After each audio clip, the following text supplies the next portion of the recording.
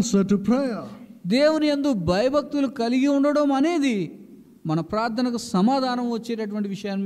ఈ రెండింటి మధ్య సంబంధం ఉంది. Before God can even begin to fulfill the desires of your heart, He wants to put those desires there by Himself.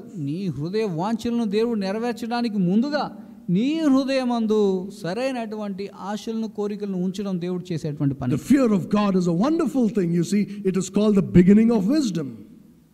దేవుని యందు భయం కలిగి ఉండటం అనేది చాలా ప్రాముఖ్యమైనది. జ్ఞానమునకు మూలం అని మనం చదువుకున్నాం. All these Christians who think they are very wise just because, of the knowledge they can gain by reading are fools really. లోకంలో బాగా జ్ఞానం సంపాదించి చదువుట ద్వారా ఇంకా నా జ్ఞానాన్ని నేను అభివృద్ధి చేసుకుంటాను అనుకునేటువంటి వారు అందరూ కూడా ఈ వాక్యాన్ని పరిశీలిస్తే వారు మూర్ఖులుగా కనబడుతున్నారు. Because real wisdom comes from God. నిజమైనటువంటి జ్ఞానము అది ప్రభువు నుంచి వచ్చేది. And that comes as a result of fearing